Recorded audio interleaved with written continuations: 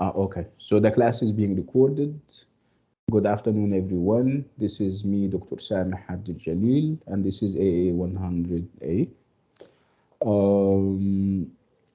And before the recording, I was talking about the things that we're going to have on the course, the fact that this course is multidisciplinary, and I'll talk in a bit about what multidisciplinary entails and means.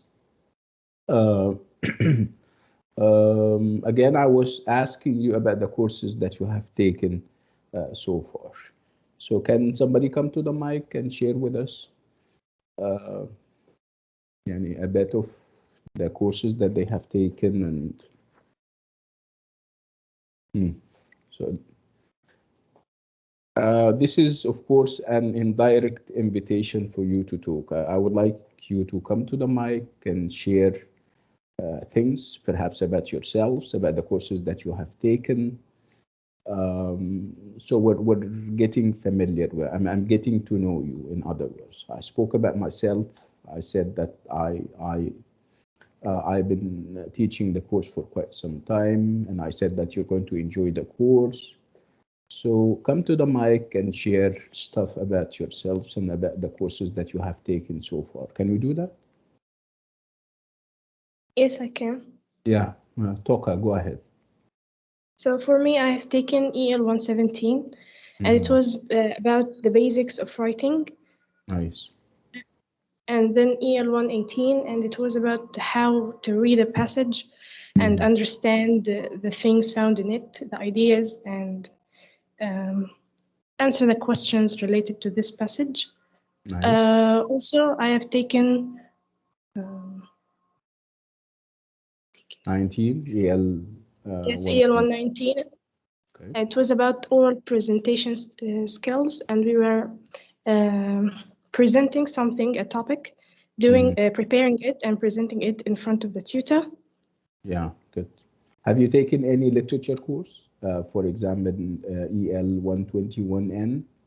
I'm currently studying it. Okay, interesting. Okay, Toka, thank you so much. Can we have somebody else?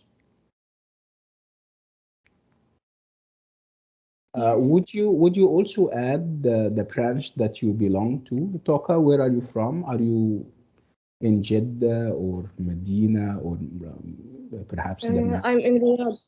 In Riyadh, interesting. Nice people. Okay.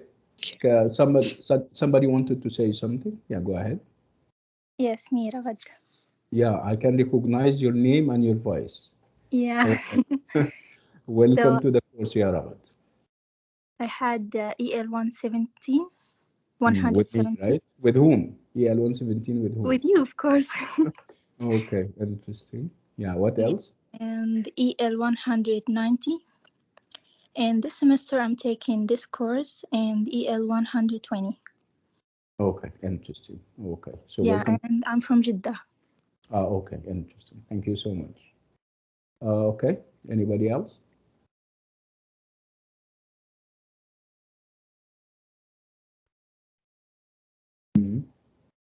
Mayada, would you like to say something? Obviously, we lost Mayada. Yes, doctor. Yeah, Mayada, go ahead. Yes, doctor.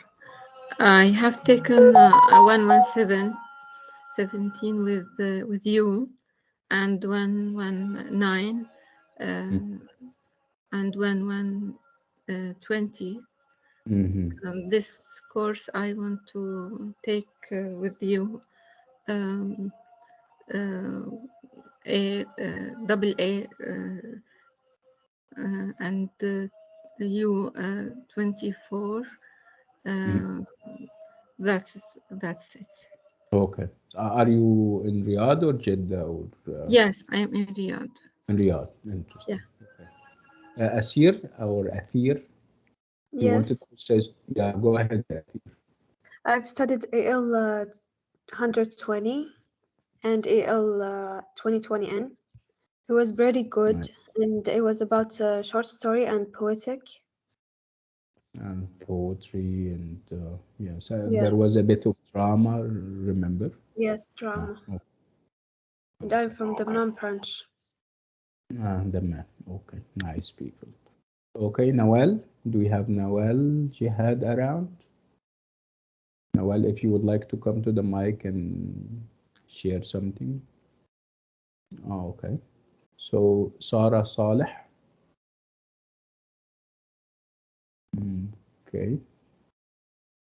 So Osama, my friend.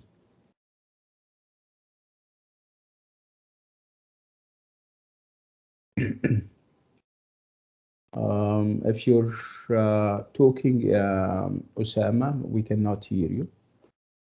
Anyway, nice meeting you all. Like I said, this is a very interesting course. The reason why I asked you about the courses that you have taken so far was that I wanted you to tell me that you have taken EL 121N, but unfortunately, only one. I think it was it Mayada that I don't know whether I think it was Athir. I mean, I was trying to establish, you know, or I was about to establish some connections between EL 121N and this course because they are similar. The two of them are foundational courses. The two of them are entry courses that would introduce you to the world of literature in the case of EL 121N and the world of the arts in our case here in this course. Okay, طيب. So it's English language and literature. This is obviously the title and the name of our department. So we're doing English stuff in the department. We're doing the language and its culture and its literature. And by culture, of course, we mean a bit of religion, religious studies, I mean. We do a bit of, you know, literature. So it's not only language. This is not a language school. We're not here to teach you to speak English, for example.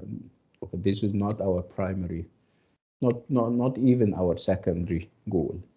Our primary goal would be to have you acquire English major skills, the ability to analyze texts, the ability to differentiate between sources, the ability to critique a piece of literature, to make assessments and judgments that are objective, that are based on evidence.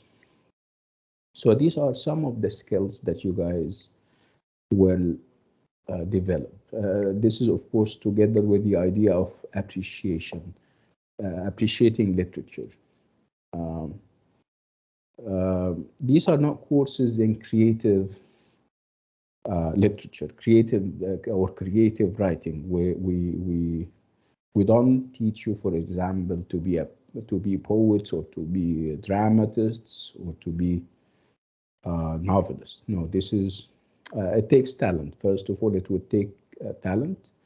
So what we intend for you would be the development and the of skills needed so that you can appreciate literature and make objective judgments and assessments of works of literature.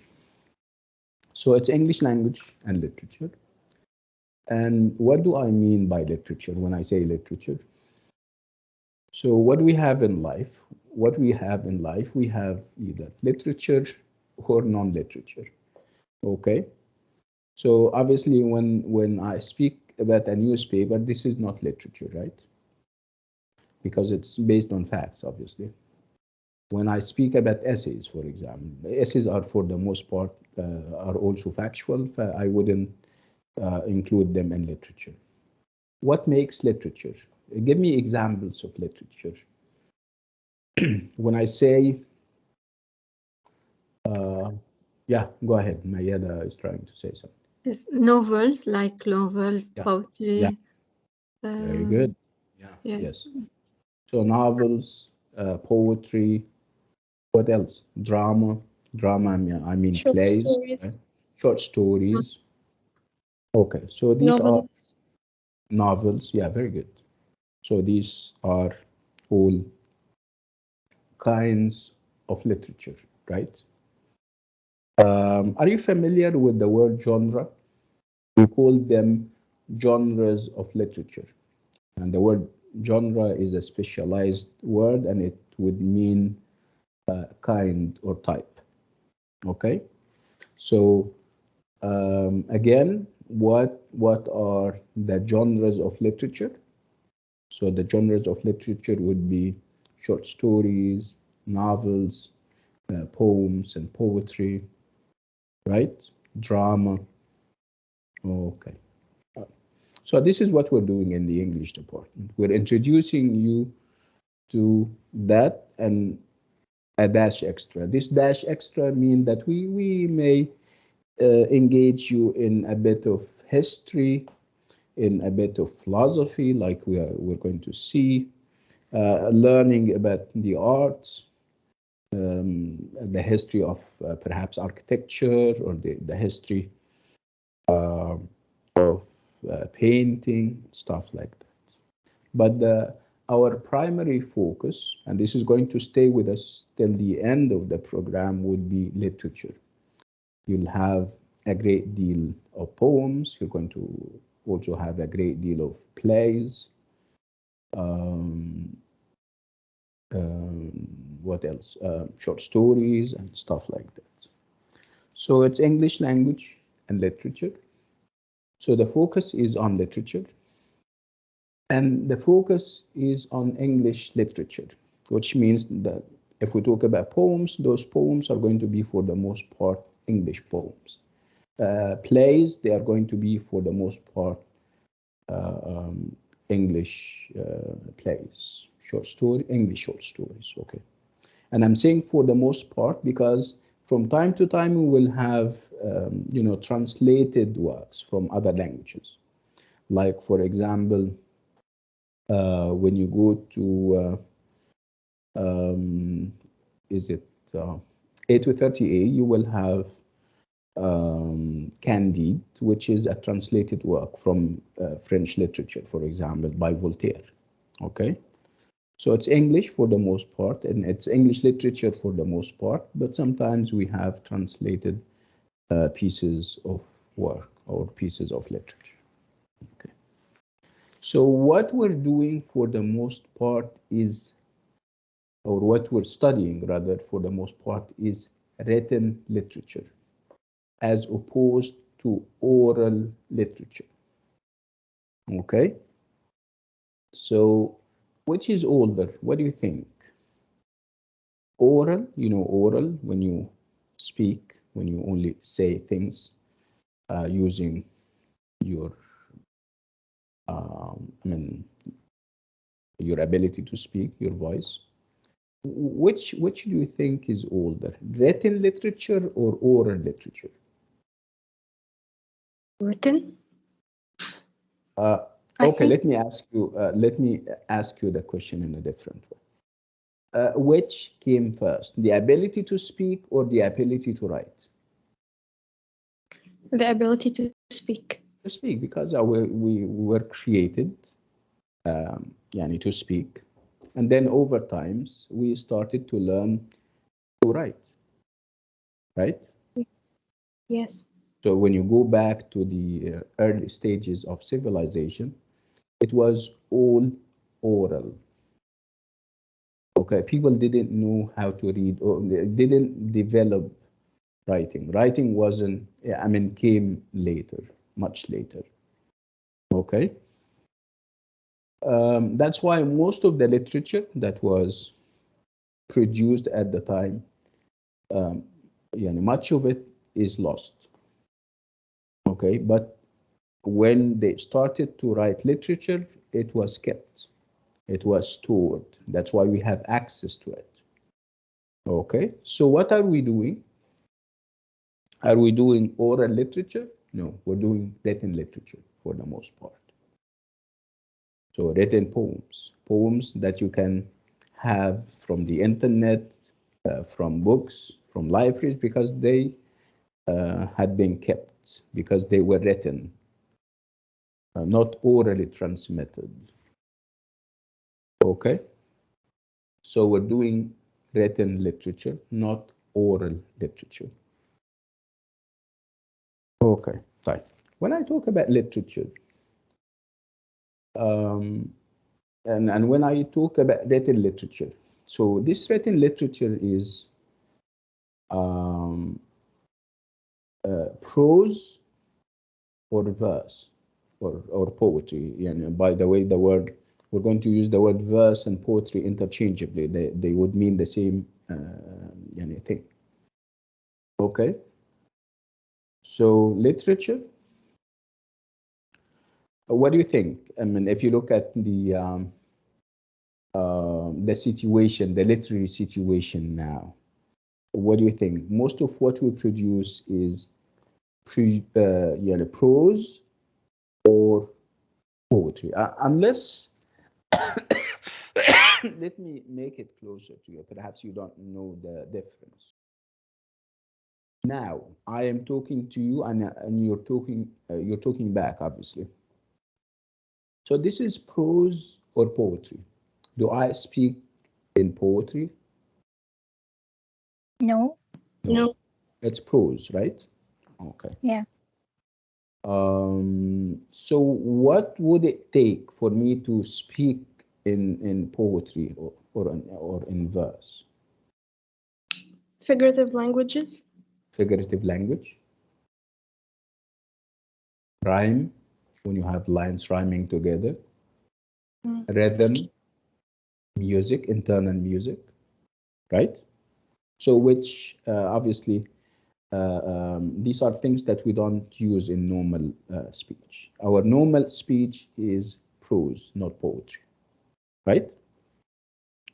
So literature is written in either poetry or prose, right? In the past, most of the literature produced was in poetry. Okay, but let's talk about now. Most of the literature that we have is prose. Even when you look at the genres, most of the genres of literature are written in prose or poetry. Let me give you an example. When I say novels, novels are written in poetry or in prose?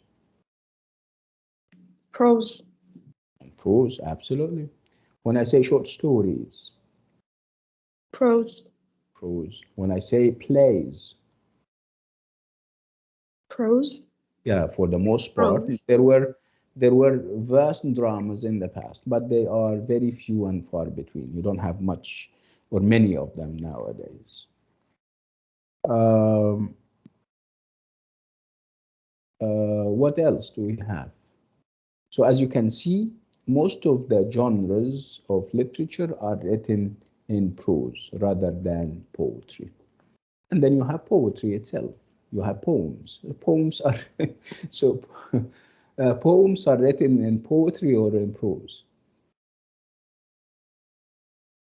Poetry. Poetry. Absolutely, yes. Yeah, in poetry. Good. Okay, fine. Okay, so literature. And literature is written in either poetry or prose. For the most part, it's prose. Okay.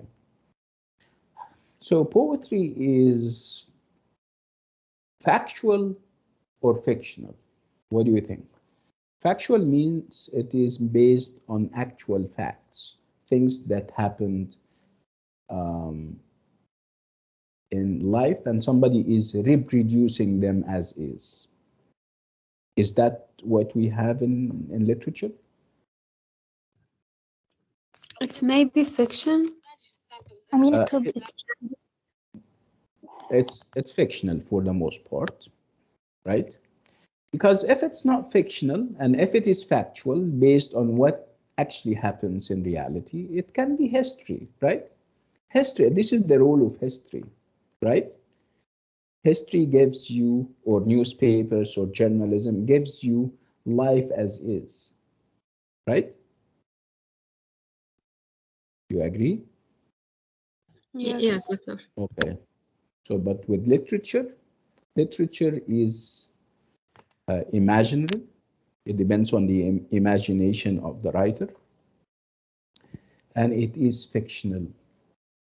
Okay, so fictional as opposed to non-fictional. If I talk about newspapers, if I talk about history, these are obviously non-fictional.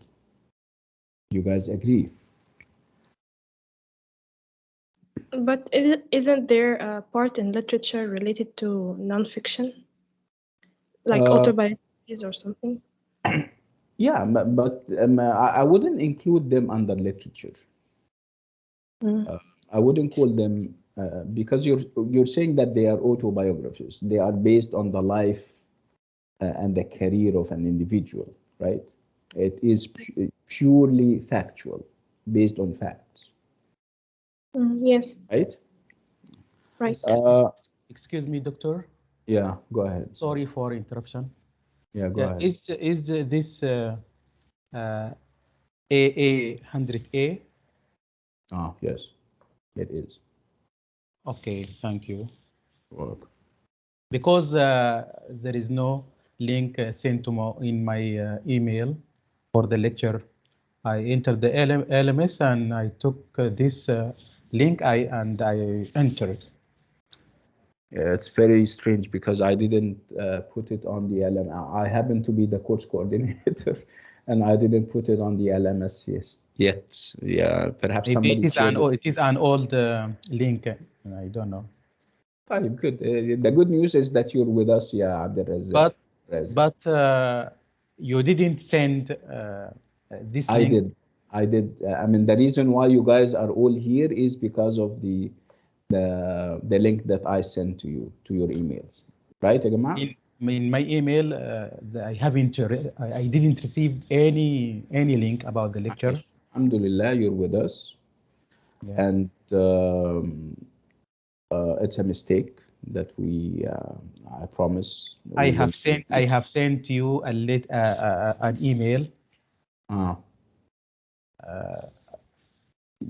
Before or after or before 15 minutes maybe, so as to make sure.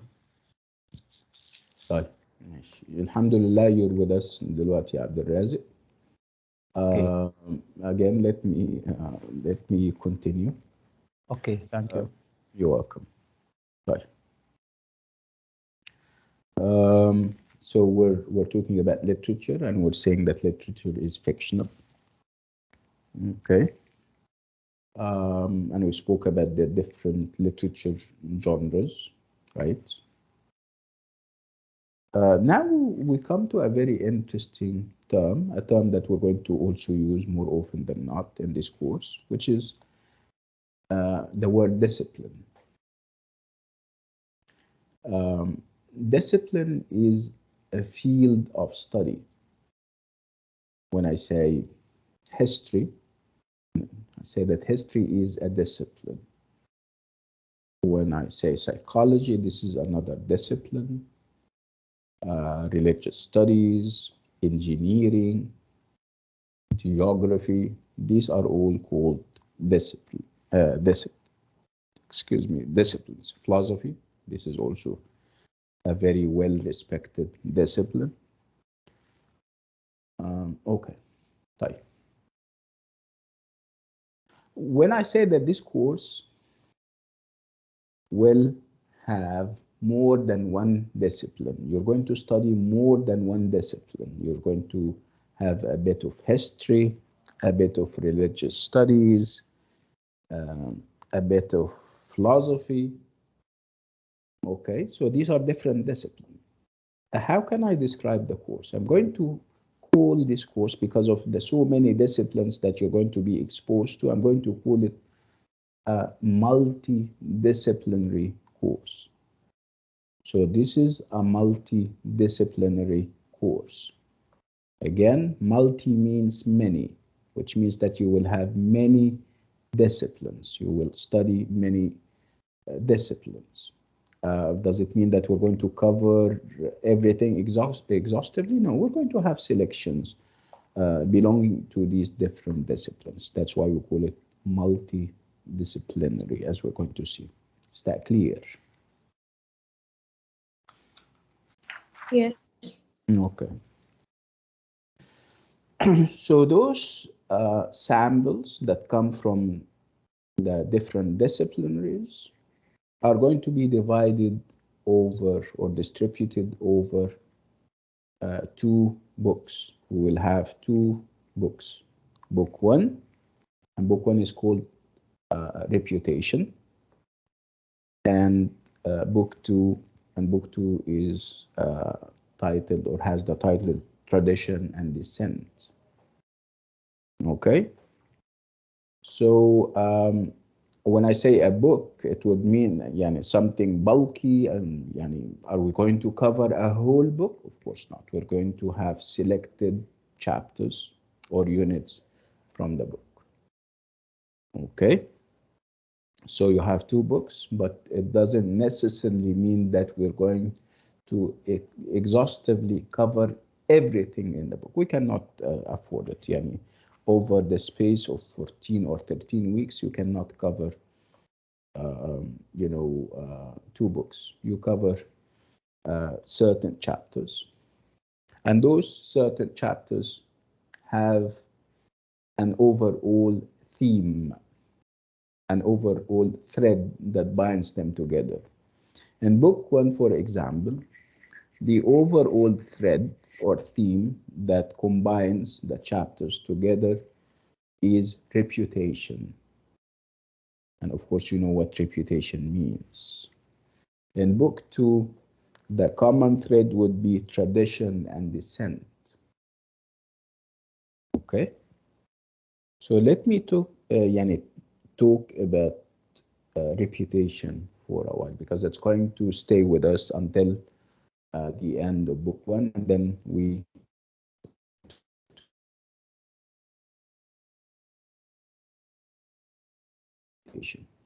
give me a synonym, a word that has the same meaning.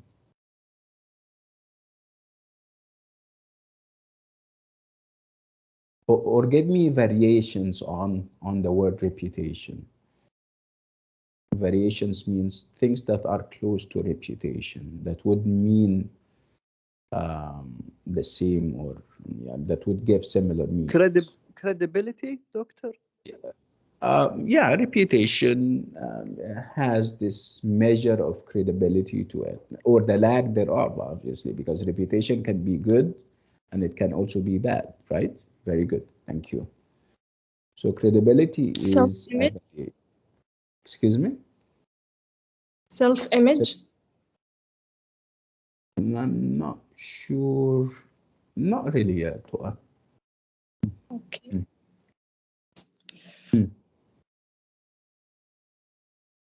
Okay, let's talk about what comes to our mind. What does the word invoke? Invoke means, what ideas it triggers at the back of your minds when I mention the word reputation. So what are the associations? Associations are the ideas and the thoughts that something triggers at the back of our minds. So what does it trigger at the back of our minds? When I say, when the name or the word reputation is dropped, what comes to your mind? Nothing? Maybe Were you characteristics. born yesterday or something? Yeah, I'm sorry, Ragad wanted to say something. Go ahead.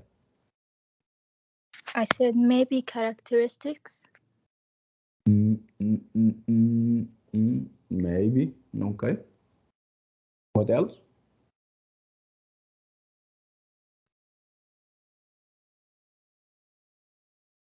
Opinions.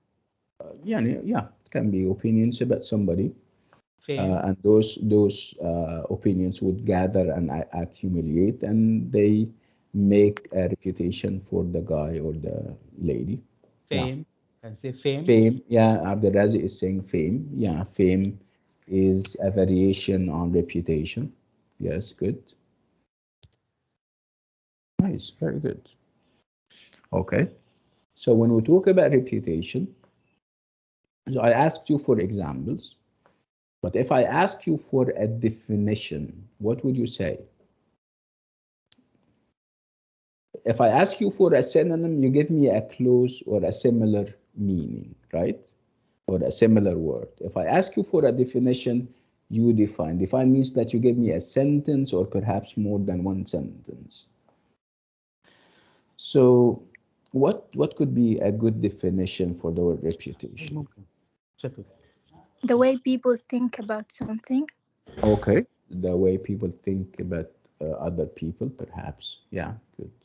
Mm-hmm. Okay, fine. If we brainstorm, if we have the word reputation in the middle, and then we have, we're going to branch out, branches out of it. So reputation in the middle.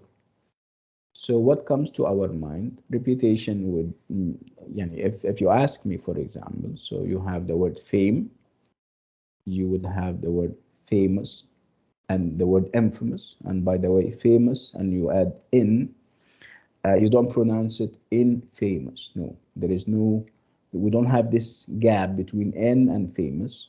We don't pronounce it infamous, okay? So obviously, famous is good news, while infamous is bad news. If somebody is infamous, it means that he is notorious. You also have the word notorious. Notorious means famous in a negative way, infamous, right? You also have reputed and reputable.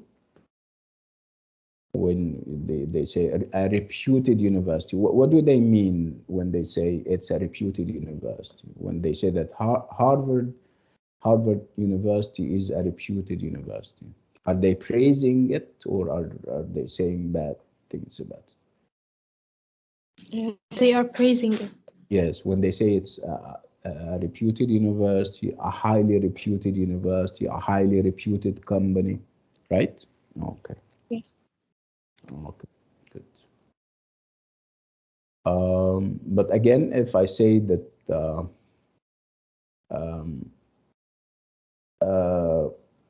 this guy is infamous, he will go down in history as infamous. So obviously, this is negative and bad, right?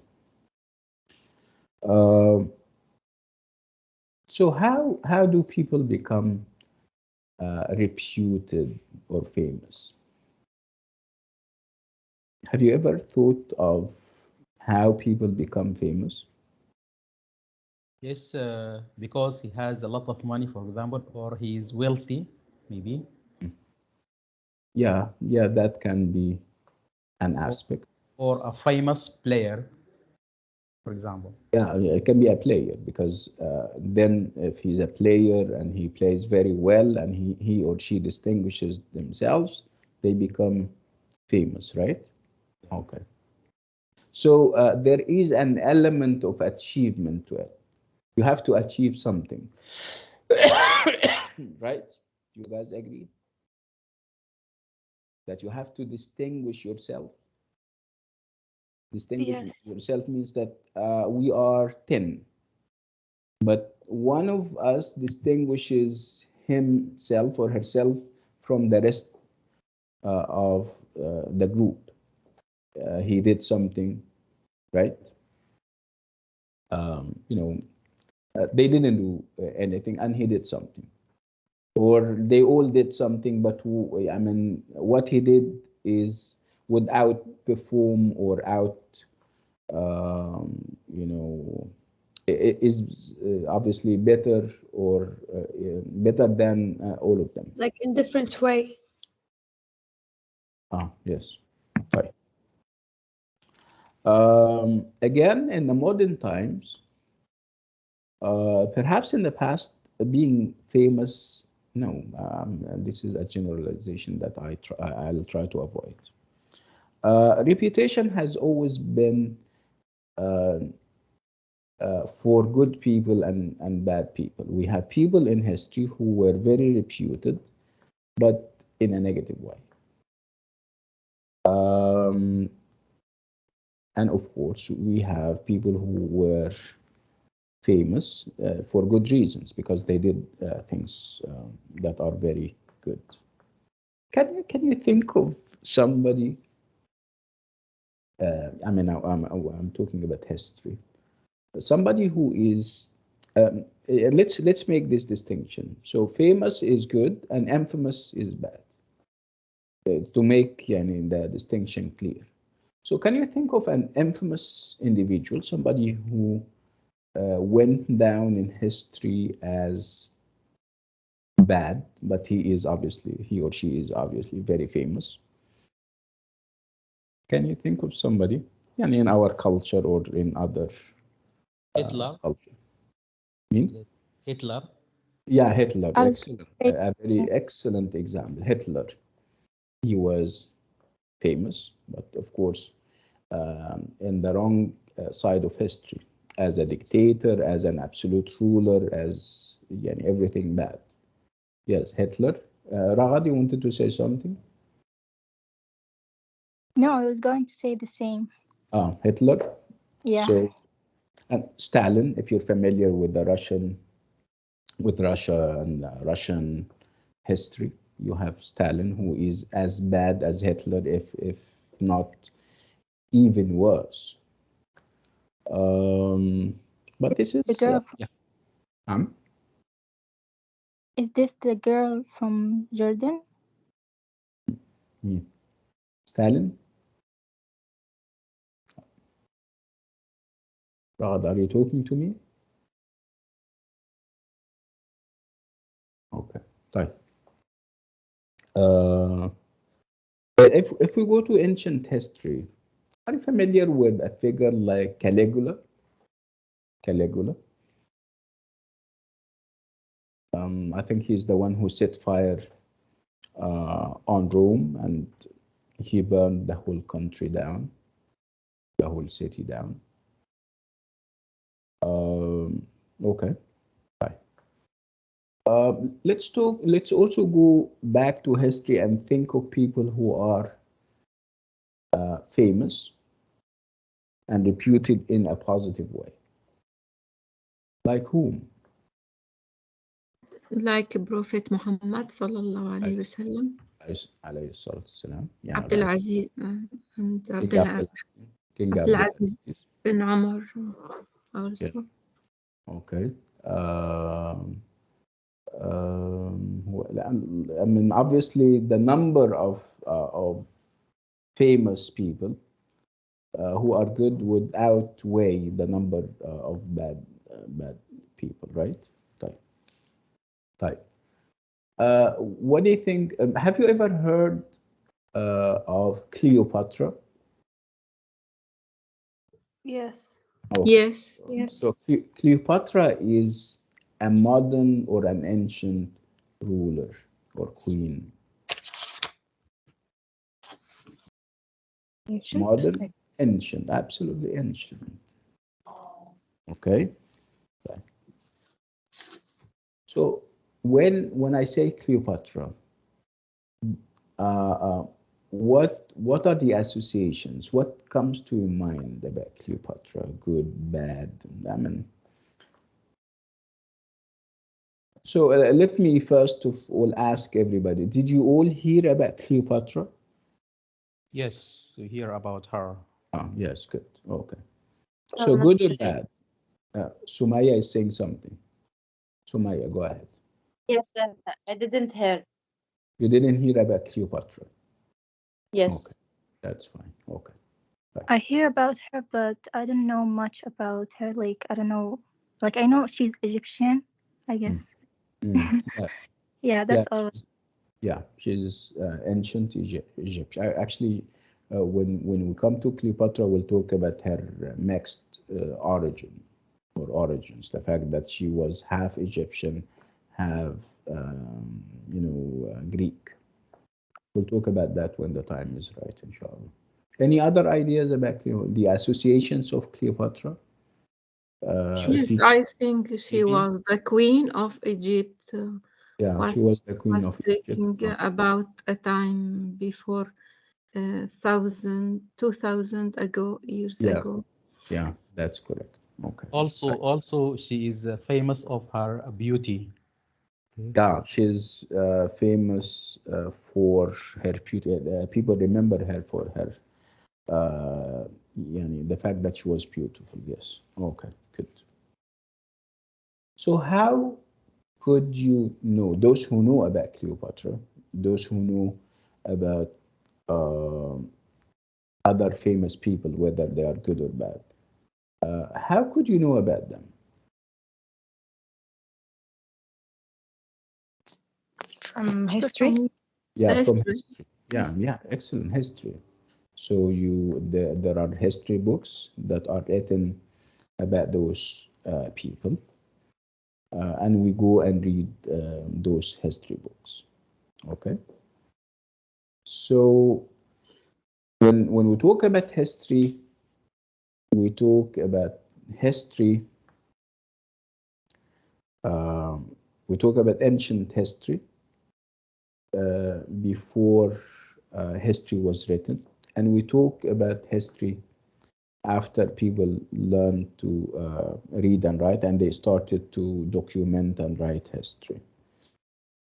We need to make, right from the very start, we need to make this distinction between what we call common era and before common era. So common era, you're going to see that repeated all the time. You would have the initials or the acronym CE. CE means common era. So you will have a date, you will have a number, and they after it they would say CE. So they say, for example, 500 CE. Sometimes they would say 1500 BCE. So what do I mean by CE? CE means common era, which means the time. Are you familiar with the calendar that we're using? I'm not talking about the Hijri calendar. We're talking about the, what do they call it? Gregorian calendar. So what year are we in? We're talking about the Christian 2022. calendar. Yeah, okay. So we're talking about 2022. We're talking about 2021 years. Okay. This is common era. Before those 2021, we call BCE, before common era. Are you clear on that now? We're going to use that because we're going to talk about Cleopatra, for example, in one of the chapters. And we will say, for example, that she was born, let's say, she was born in 2500 BCE. So you understand that BCE means that she was born before the Christian calendar. Okay? How about us? If you know, for example, that I was born in 1971. This is BCE or just BC? BC. BC. BC. BCE BCE قبل الميلاد ولا BC. No, CE? I'm sorry, I confused you obviously. So CE and BCE. BCE means قبل الميلاد. Was I born, if I was born in 1971, was I born قبل الميلاد? No, CE. C, yeah, C. absolutely. CE. Okay. Sorry. Nice. Okay, right. So like you said, talking about history, characters and figures like Cleopatra is now accessible to us through history books. What's your impression about history? When you hear the word history, do you feel, I don't want to impose opinions on you. Can we deal with history with absolute certainty, with absolute confidence? No, No. Why not? because usually the powerful one will write from his own point of view. Mm-hmm. That's interesting. So history is And not there all. might be Yeah, go on, go on. there might be lying. Yeah, They might be lying.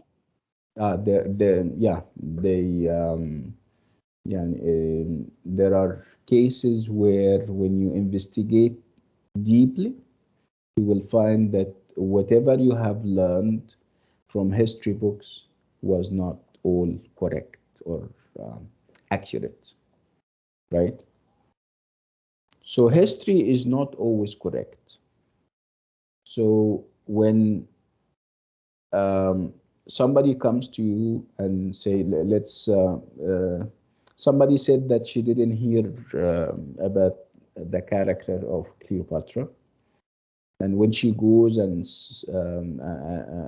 reads history books, she finds that people are saying bad stuff about her. Would she take that for granted? Would she accept that as is? No. Yeah, right? So you need to keep your guard up, like they say, when it comes to history, because it's not always correct or accurate. And like Toa said, in most of the cases, history is written from the viewpoint of the victorious and the powerful, right? Okay. So when I come to you today and I say that Cleopatra is a bad ruler, Cleopatra is a bad queen, Cleopatra is lousy and everything bad, would you take whatever I say for granted? Would you accept whatever I say as is? No. No, right? Yeah. You can simply challenge me and say, how could you know? You didn't live during her time, for example. And this is one of the problems with history. History is normally written hundreds of years after the actual events. But if you're writing history 200 years after the events, do you think you have first-hand knowledge of what actually happened?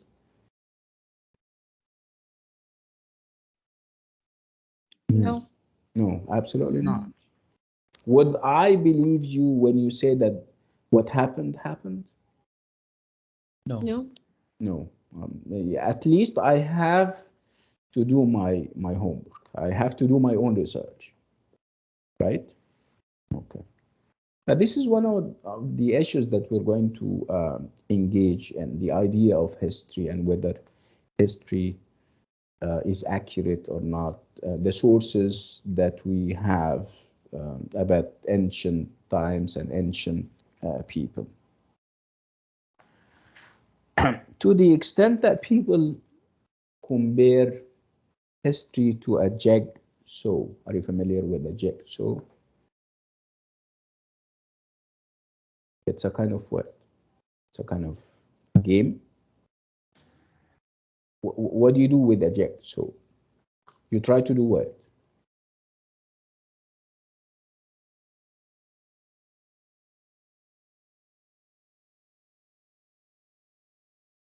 To cut something? I don't know actually its meaning. Okay, can you check? I'll give you perhaps less than a minute. Go to the internet and look it up. So it's Jack. So I mean, I shouldn't be separating it in pronunciation. So it's JIGSAW, and of course this is one word. Go and check.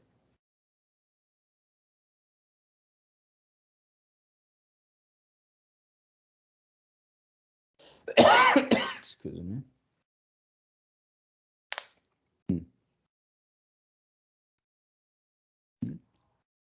So what's that?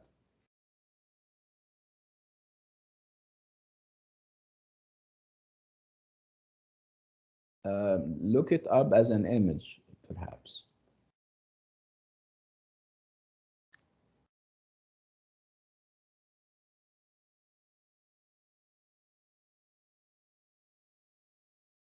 Did you find it?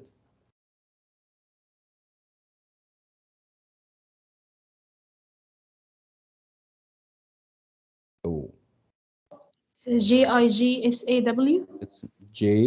Gigasaw. Yes. I don't know. Yeah. I see a clown or something. It's a puzzle, more or less. Like a معقول? Jigsaw. Am I mispronouncing it? So you cannot, figure it out. The bottom line is that we're talking about, or what is unique about a jigsaw is that you have fragments, and from those fragments or parts, you try to come up with a shape or a word so something is very confusing and very puzzling, and it is made up of scattered pieces, and your role is to put those scattered pieces into one meaningful whole. Okay, so this is history. History is more or less like a puzzle. Panorama. Not really. So we're talking about a puzzle. I found an example about it, which is 1,000 piece puzzle. Okay, yeah. So what do you do with a puzzle? You try to put the parts together so that you can come up with a meaning or a picture or whatever the case is. This is exactly what history is all about. It is made up of scattered parts. And as an intelligent reader, you need to put those different pieces together. And of course, it would take time and energy and efforts and everything. So, which means that history is big deal. You can't just read something and come up with conclusions. No, you have to check and double check until you are sure of what you're saying, and that would take time, like I said. Okay. So again, it's we're talking about historical events. We're talking about historical figures, and how we got to know about them. So we said that you may have history books. You may also have pieces of literature written about them, poems, right? They were featured in plays. People talk about them, like in the plays of Shakespeare, where he brings in historical figures and he talks about them. Biographies, sometimes people write biographies about them. Sometimes they write their own biographies. You have access to them and you read about them.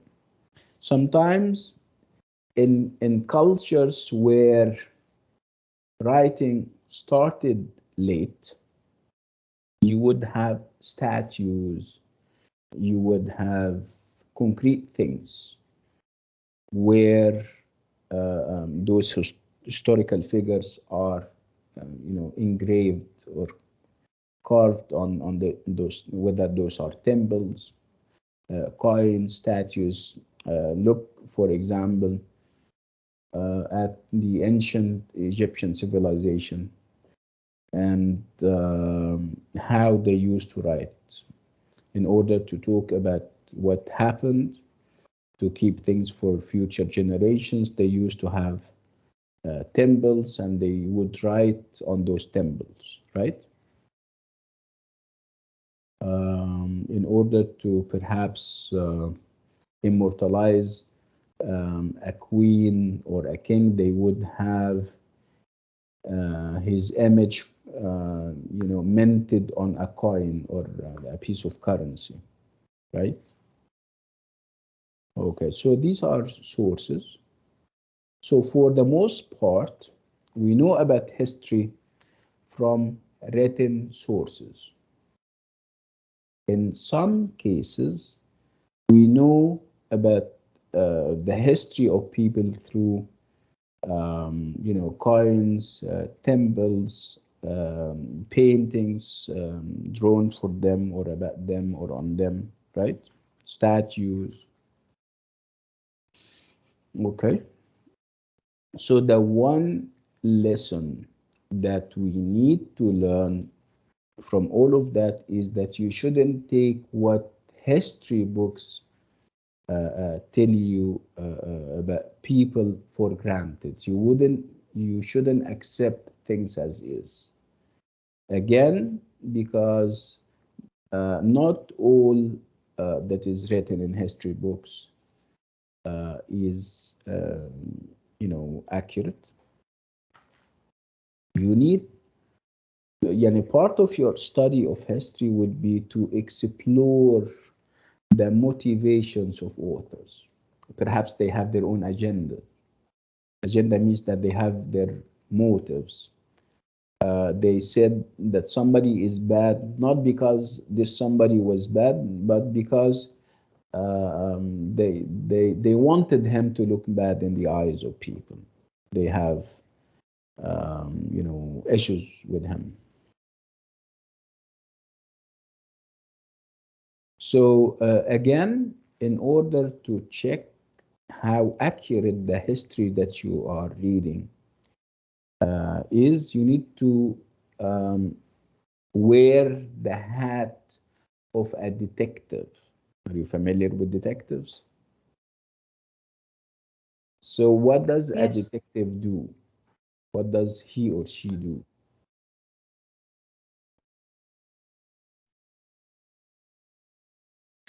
They look for clues.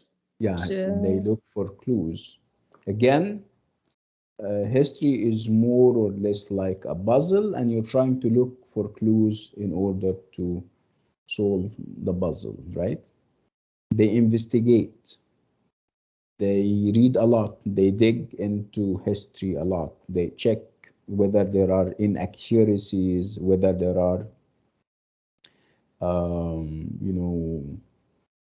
bias. Bias means that you are against somebody for your own reasons. You are saying bad stuff because you're biased.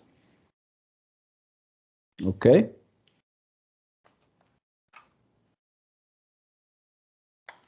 So do you have any questions so far?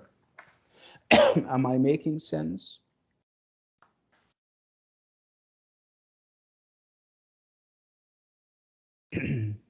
Yes, everything is clear. Okay. Right, let's go to the course calendar and see how this is going to be reflected.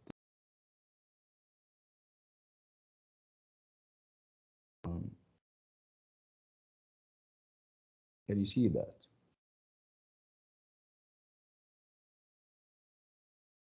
So AA100A course calendar, right? Can you see that? It is not clear Yes. enough. Yes. The handwriting is tiny. Okay. More.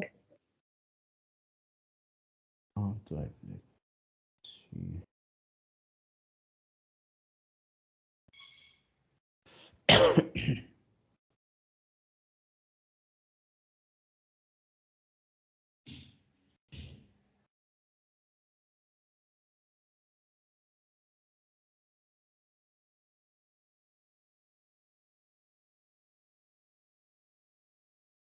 So is it still tiny?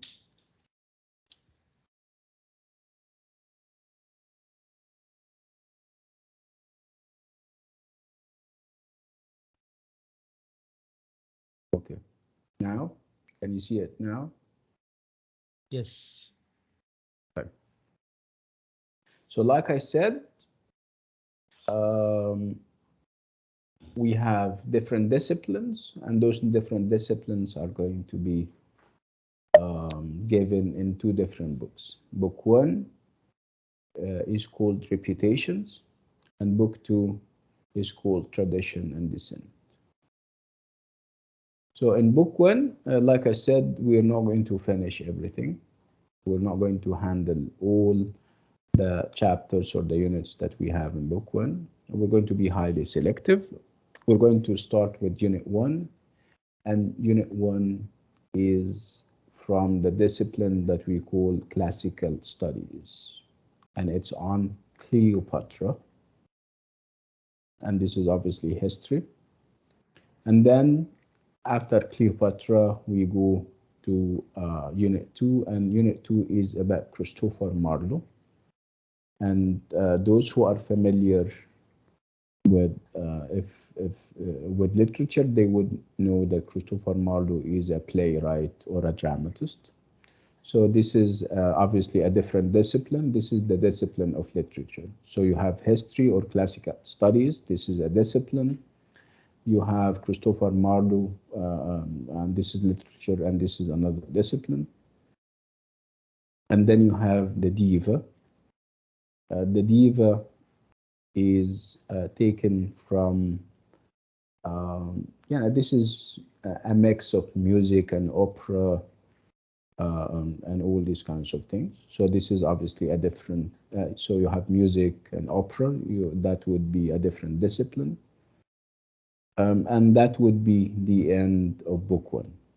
Okay, so you have 3 chapters in book 1. And again, different disciplines. That's why we're going to safely say that book 1 is multidisciplinary, like we agreed. Okay, so when we move to book 2, book 2 is or has the title Tradition and Descent. Unit 1 in book 2 is Plato and Tradition and Belief. So Plato is a philosopher, so this is a different discipline. So you have philosophy this time around. And then in book 2, unit 2, you will have reading poetry. So poetry is part of literature, which is obviously a different genre, a different discipline. And then we will end book 2 and the whole course with Tradition and Descent in English Christianity. And of course, if I talk about Christianity, I talk about religious studies. And of course, that would make it a different discipline, right? So the whole course can be safely referred to as multidisciplinary because we have many disciplines. Okay, can you remind me of the disciplines that we have? Look at the calendar and tell me about the disciplines. So Cleopatra is what? History. History or classical studies. Good. This is a discipline, right? Christopher Marlowe. Drama. Yeah, literature, which is a different discipline. The diva. Music and opera. Yeah, this is discipline. And then in book 2, Plato and Tradition and Belief.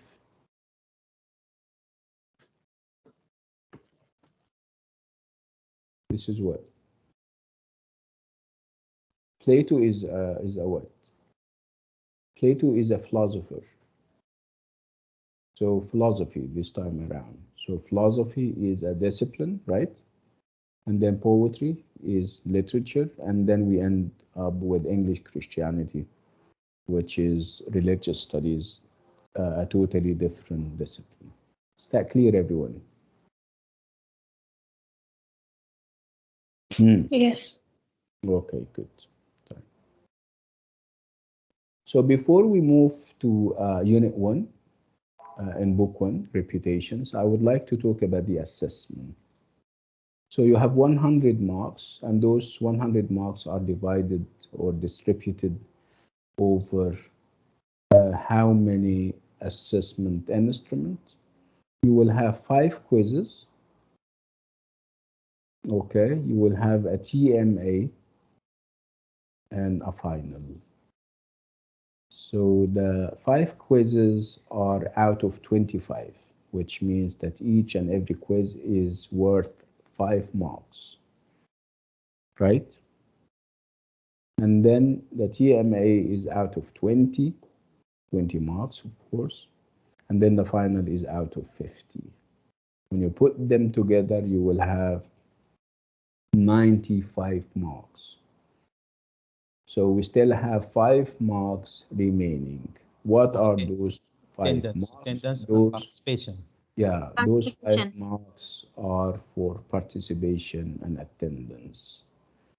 Okay, and let me make it very clear right from the very start.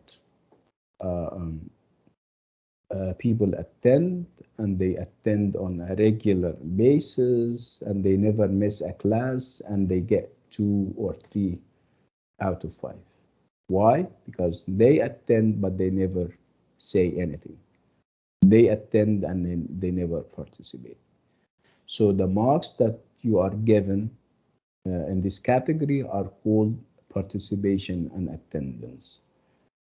Okay, you will get a mark for attending, of course, but you will have the full mark if you attend and participate. And participation does not mean that you have to say big things. No, only participate and contribute input and talk, dispute and challenge what I am saying, have your own opinion about things, ask questions, okay? Because the class should be interactive. It shouldn't go one way, me saying everything and you just listen. No, it shouldn't go this way. Especially because of the ideas that we are presenting. They are very debatable. They are very controversial. I may have an opinion about Cleopatra that is different from yours.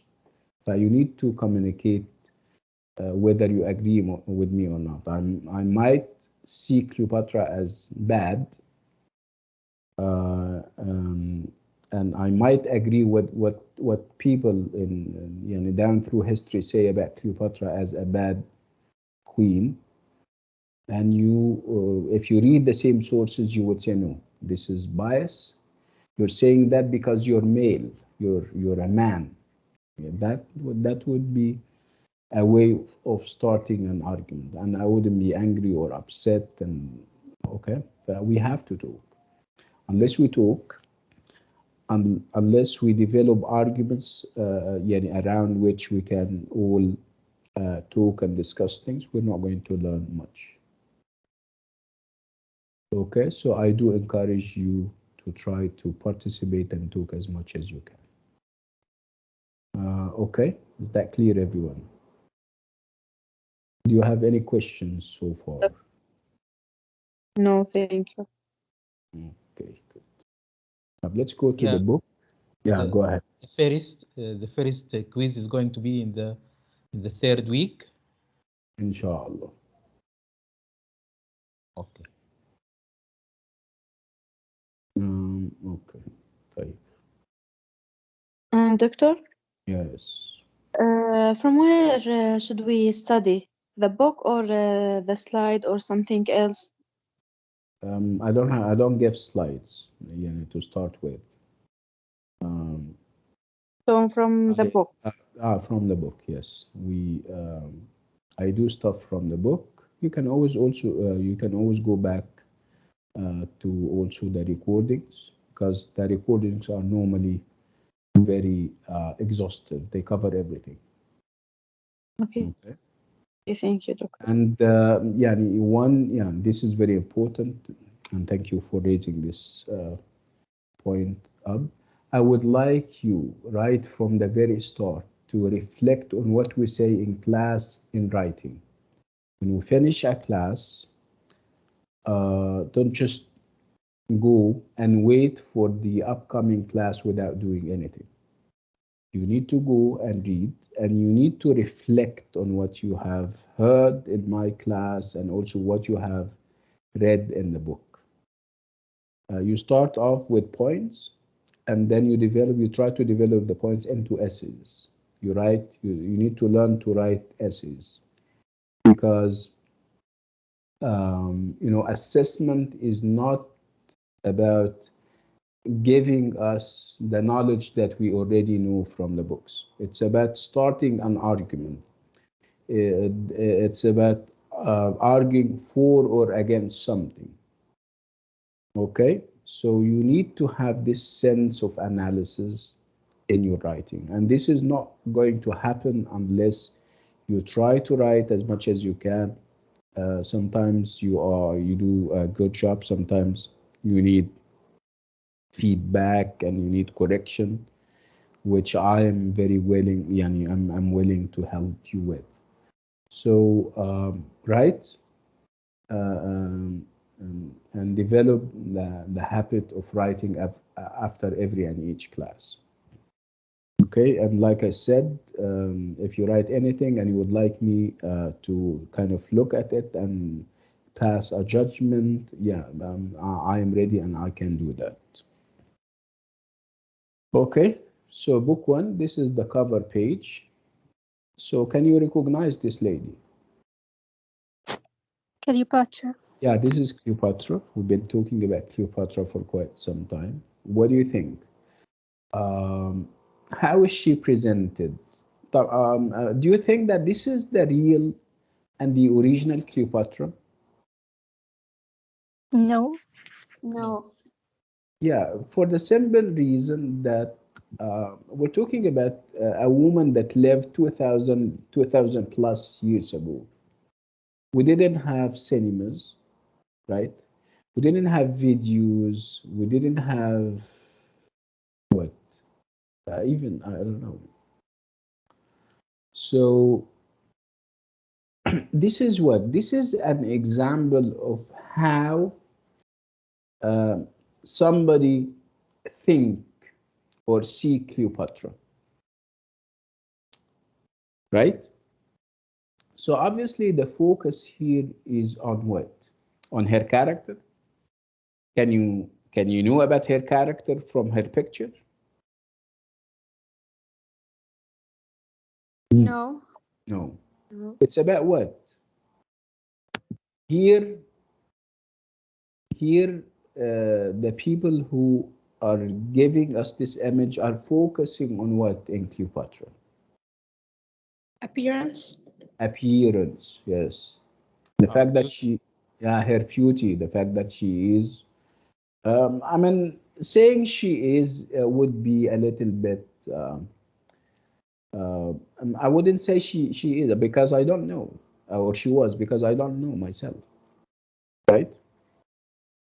But this is an interpretation. This is one of the so many interpretations of whatever we received about Cleopatra. So one source would say that she was very beautiful. Okay, and when somebody wanted to present her in films and in movies, they couldn't think of a more beautiful woman than Elizabeth Taylor. Are you familiar with Elizabeth Taylor? Elizabeth Taylor is a what?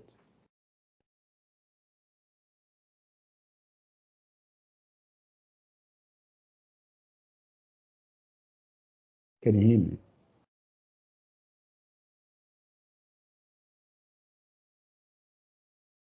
No. Elizabeth Taylor is an actress, right? An American actress. معقولة؟ Were you born yesterday ولا حاجة؟ Hello. Can you hear me? Yes. Yes. Okay, طيب.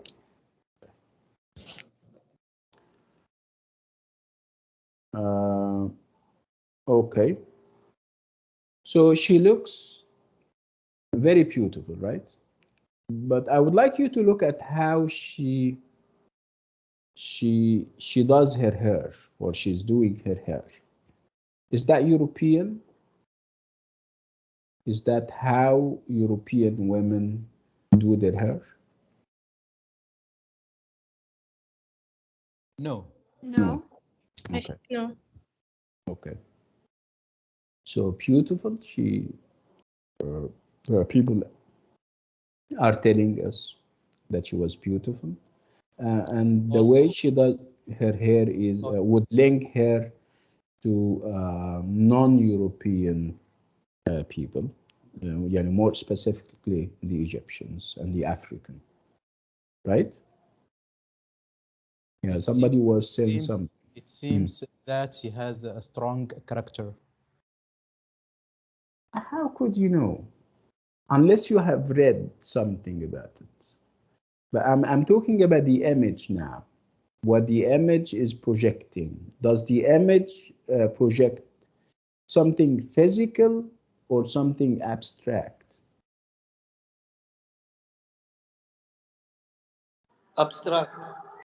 Not really physical, because Physical. I mean, yeah, this. I mean, she has green eyes and white complexion, and obviously, the focus here is on her physical appearance, right? Again, this is an aspect. This is one way of looking at her.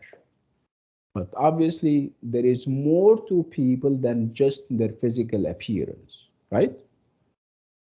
So if you focus on the physical appearance of someone, are you doing him justice or injustice? Are you being fair or unfair to him or her?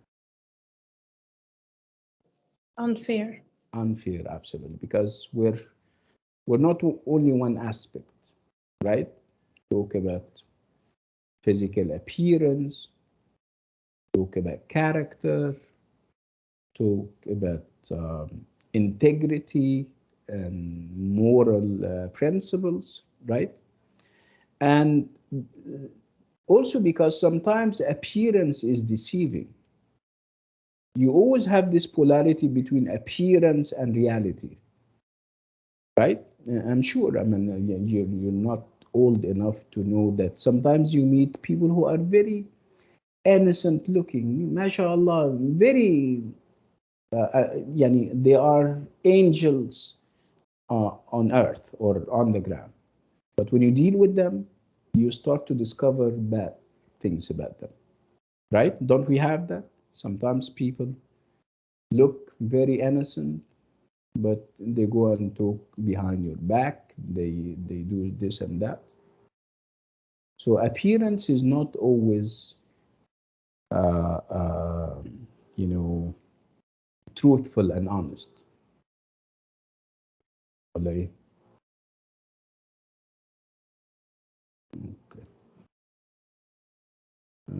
This is also Cleopatra.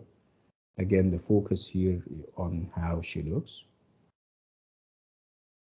Okay, I'm going to skip this part because we have already spoken about it. Yeah. What do you think? This is also an image of Cleopatra. How different is this one?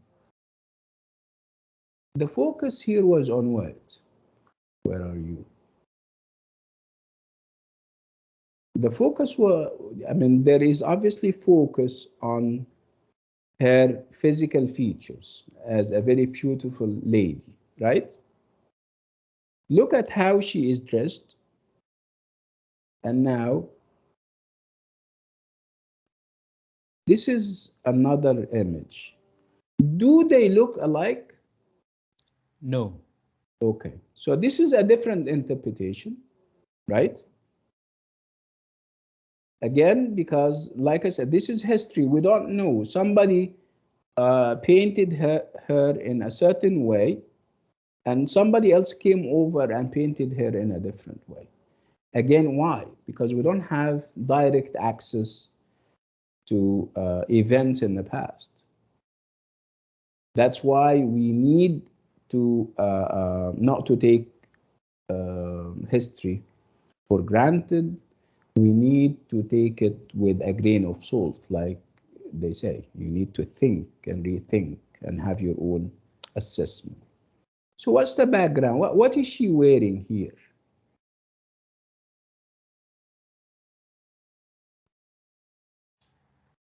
Egyptian uniform. Egyptian, you know, this is the Egyptian way of dressing. Like Pharaoh. Yeah, like the pharaohs, yes. Yeah. So obviously the focus here is not on her beauty, right? Perhaps the focus here is on her role as a queen, because she dresses like an Egyptian ruler, right? Because yeah, the thing that she's wearing on her head is I'm trying to say not all Egyptian women at the time used to wear this way. She wears or she's wearing this because she is a ruler. So as you can see, the focus here may be on her style of government, how she used to rule Egypt. Okay, so this is another aspect, right? Okay. Am I making sense so far? Yes. Yes. Okay.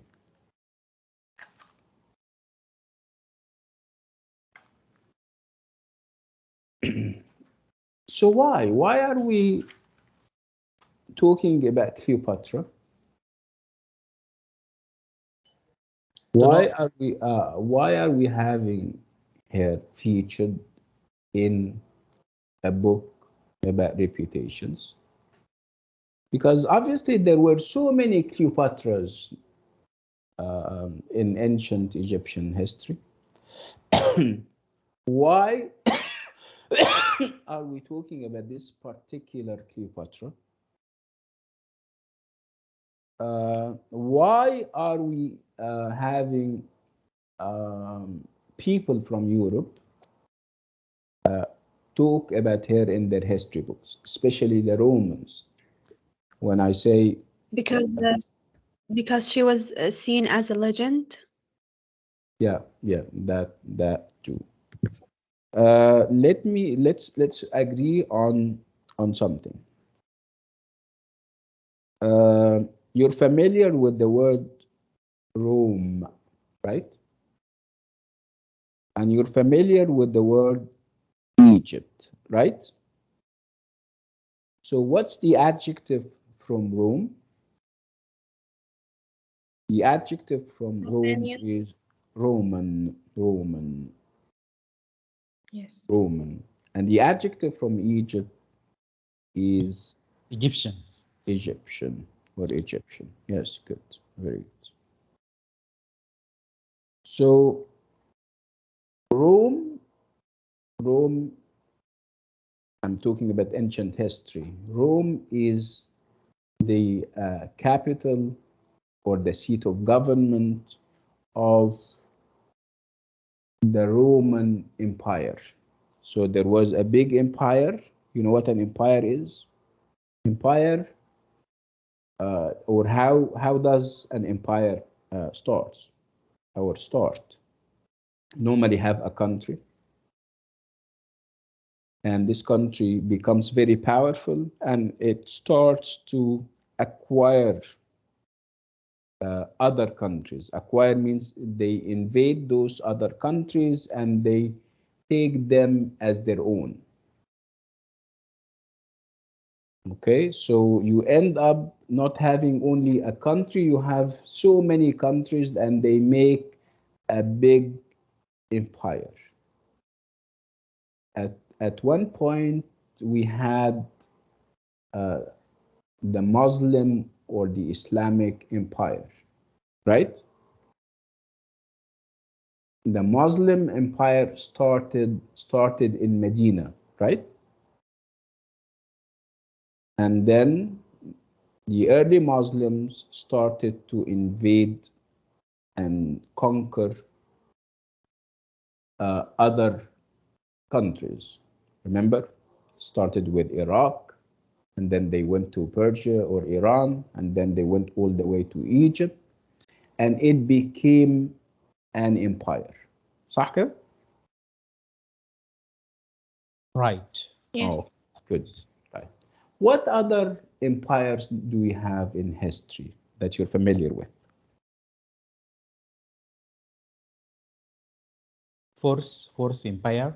The Persian Empire. Yeah, it started in Iran, modern day Iran, and then they started to annex and conquer other countries like Iraq. They went all the way to Egypt, and I don't know where else, right? You also have the Chinese Empire, right? You also British Empire. absolutely a British Empire in the 19th century. They had Ottomanic Empire also. the Ottoman, absolutely the Ottoman Empire, الإمبراطورية العثمانية. Okay, so you're now familiar with the word empire. So the empire that we're talking about here is the Roman Empire. So it's an empire that started in Rome, in the city of Rome, and then they became very powerful, and then they started to invade other countries. And they became so big, and they came down in history as the Roman Empire. Okay. So they have, it's normally around the Mediterranean Sea, البحر المتوسط. They had, you know, colonies in different parts of the Mediterranean, including Egypt. So when the Roman Empire started and became big, there were old empires. And those old empires are going to be in competition with the new empire, the Roman Empire. So what other empires did we have at the time? We had the Egyptian or the ancient Egyptian Empire. Okay? So let me ask you this question. Are empires friends or enemies for the most part? The relationship is a relationship of friendship and love, or hatred and competition, and I don't know what else. I think it is a mix. Yes. Okay. So if one empire gets the chance, it's going to invade the other empire to make itself bigger and bigger. So this is the map of the old world 2,500 years ago. This is where, as you can see, you have two very big empires, very powerful empires. You have Rome. Where is Rome? Can you see Rome on the map? It is in the north. It is in the north. So north and also west. The other empire is the Egyptian Empire. Where is it? The south. It is in the south, and it is also in the east. Two big empires. When we read, we get to know that, you know, the Egyptian civilization and empire had always been very strong and powerful and everything. But there came a time when Egypt started to crumble down, to deteriorate, and there were lots of chaos and everything. And the other empire that came into being and became very big and became very powerful was Rome. So which empire is older, the Egyptian Empire or the Roman Empire? The Roman. Egyptian. Okay. The Egyptian. Egyptian Empire is, of course, way older. Okay. So the relationship is going to be a relationship of hostility, because if given the opportunity, the Egyptian Empire is going to take over the Roman Empire. Correspondingly, if the Roman Empire is given the opportunity, it will take over the Egyptian Empire. Okay? So I am saying that the Egyptian Empire at the time had its weak moments, where you have, conspiracies, where you have, rulers and kings killing each other and stuff. And at the time you have Rome. They have sound and a good government. They move around and they are invading places and everything. So Rome is way powerful and way stronger, and that's why at one point they would invade Egypt. So would they be successful? Yes, they would. At one point, Egypt will become a colony that belongs to the Roman Empire. Okay. So how would the Egyptian rulers at the time react? Normally, if an empire or a country is trying to invade you, what do you normally do? What is your first reaction? They are going to fight against. Yeah, absolutely. You resist, you fight back, right? And this is exactly what the Egyptian ruler at the time did.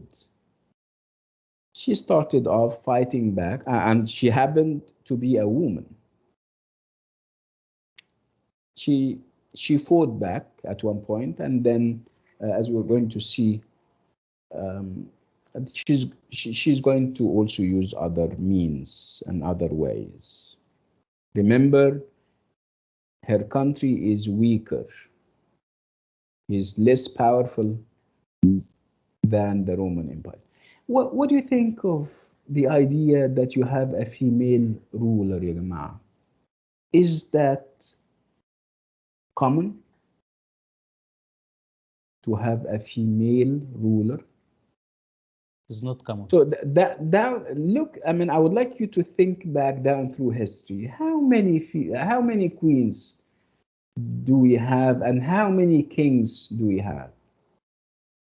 We have many kings, but we have less queens. Yeah, we because have people at that time look at a woman in a way that is not she's not so, for example, strong, or or they don't believe that is going to be a ruler. Okay, good. So to have a woman as the ruler of the land or the queen of the land was not heard of, was perhaps a new thing. You only have examples in ancient Egyptian history, Hatshepsut and Nefertiti, and I don't know who else. But like I said, they are very few and far between. You don't have many or as many queens as you have kings.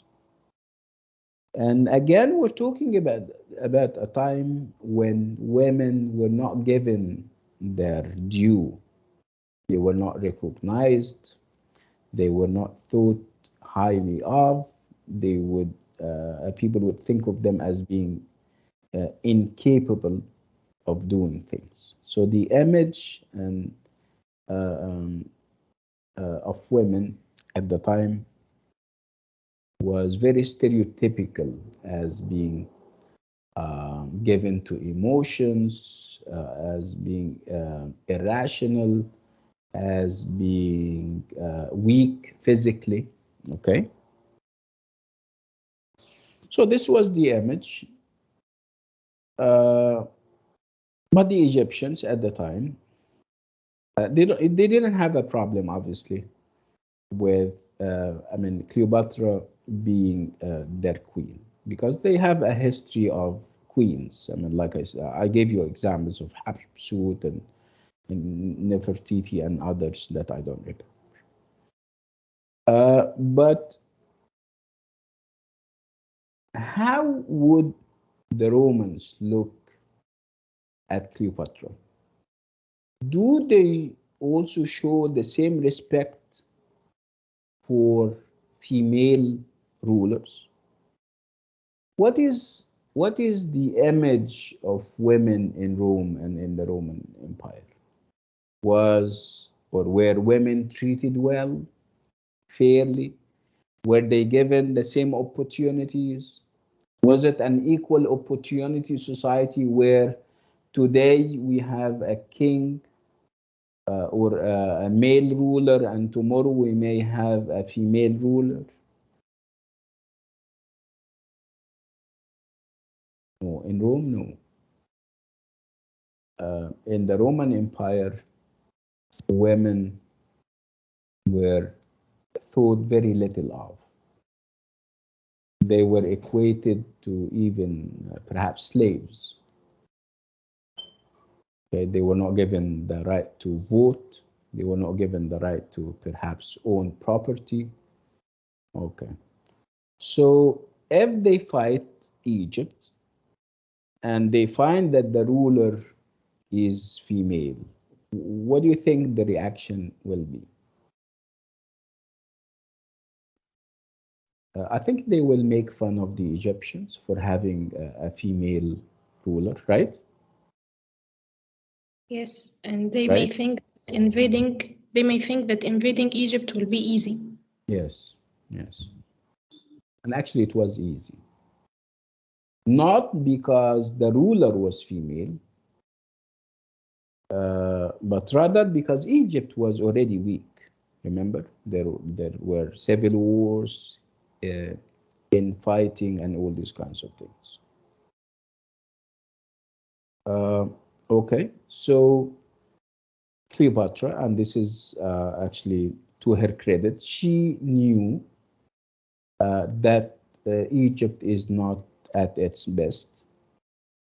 And if she goes into wars with the Romans, she is going to lose, and the country is going to be invaded in one way or another. So she started to, as a tactic. I mean, this was a tactic that she adopted, and perhaps I am overreading it or over-interpreting it. She started to kind of forge relationships with Roman generals, and those relationships were love relationships. She started off with Julius Caesar. They were in love, obviously, and she had kids from him. And then when he was killed, she started another love affair with Mark Antony, another Roman general. And they became allies. I mean, at the time, Rome and Egypt became allies until Octavian, another Roman leader, came into the picture, and he wasn't happy about this kind of relationship, and he started to wage a war against Cleopatra and Antony, because Antony went all the way to Egypt and he lived there. Like I told you, he was in love with Cleopatra, and perhaps they got married and they had kids and everything. Okay? So again, the reason why Roman historians showed interest in Cleopatra and wrote about Cleopatra was the fact that she came in relationship with Roman generals. Otherwise, she would have gone down in history as another Cleopatra. Nobody would have heard of her because there are queens and they were not as reputed and as famous. So one big reason why we are reading Cleopatra or reading about her and we're reading histories about her is because she came in contact with Roman generals. Like I said, she started off with Julius Caesar and then Antony and Cleopatra, and then we had Octavian. She didn't have a relationship with Octavian, a love affair or something. No, they were actually enemies. Okay, right. So, what do you think? When Octavian came, he started to, kind of wage wars against Cleopatra and Mark Antony. And we have people in the Roman Empire writing about those things. What do you think? Would they be objective and say nice things about Cleopatra? No. No. Okay. They have issues, so many issues, and some of those issues are cultural. Remember, she is a woman, and they don't believe that a woman should have an active role in government, let alone being the ruler of a country. So they have their cultural reasons to hate Cleopatra and portray her in a negative way, right? And you need to also remember that Rome at the time was a republic. Republic means that it used to have parliament. The rulers were elected. They had what we call the Senate. Senate is more or less like a parliament, where people are elected. They are not appointed. So Rome at the time was a democracy. Okay. How about Egypt? Egypt was a kingdom. So it's not a republic. So officials from the king down to the smallest official are appointed. There is no democracy. They don't have a senate or a parliament. Okay? So the Romans, together with thinking that this is very weird that we have that Egypt has a queen or has a female ruler. Together with this, they would also say Egypt is a dictatorship, is a monarchy or a kingdom. If the Egyptians succeed in invading us and in winning battles against us, they would turn our democracy into a dictatorship.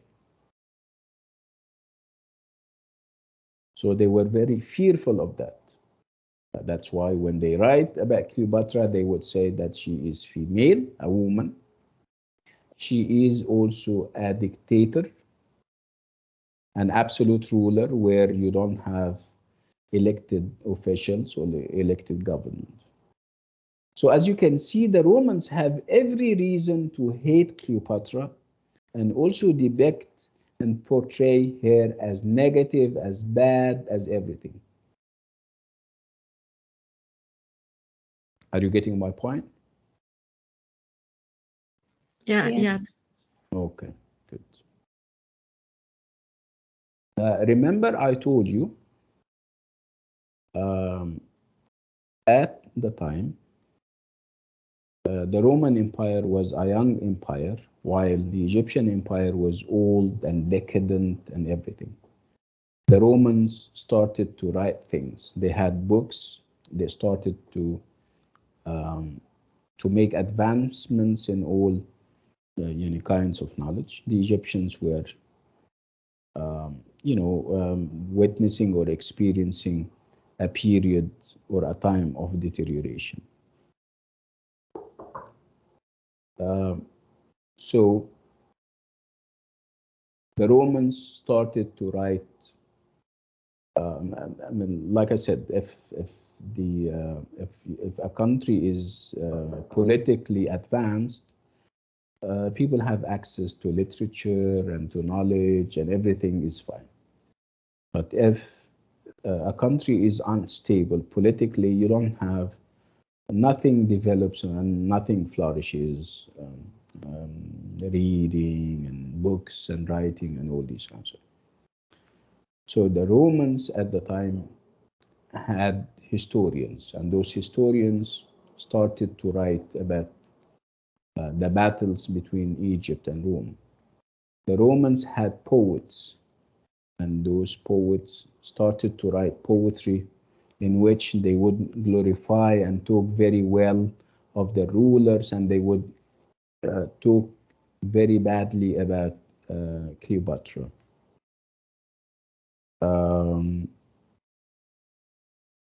They would have, biographies written about the rulers and those rulers who came into contact with Cleopatra, and they would always seize the opportunity to portray Cleopatra as an evil individual, as somebody who practices magic and witchcraft. And they would say the only reason she had this spell on our leaders was because she practiced witchcraft and magic like Egyptians.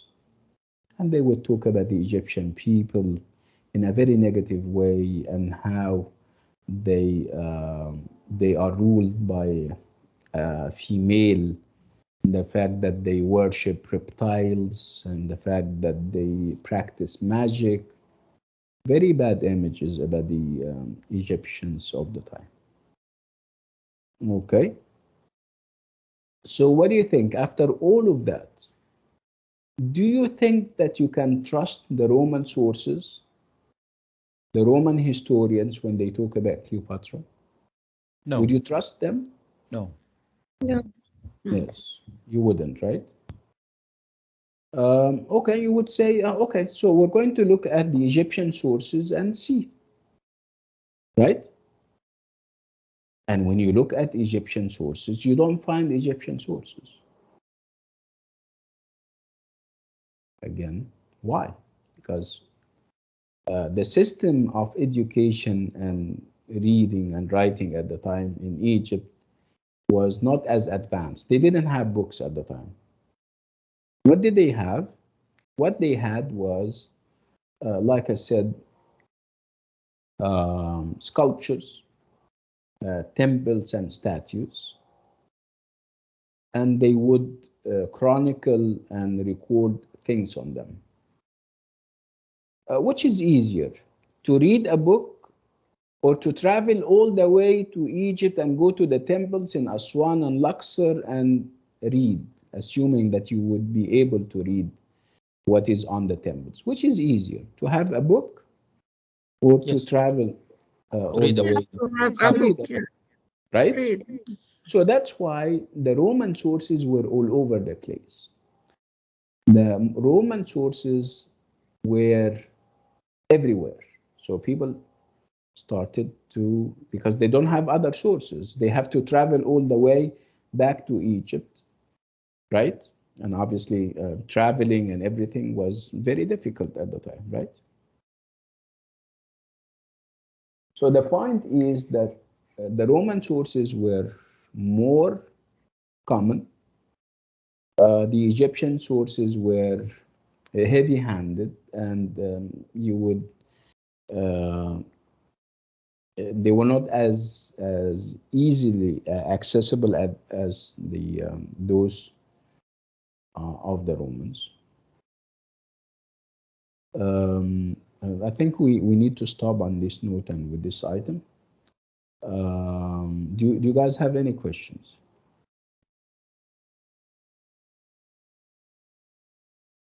No, doctor, thanks. Right. Okay.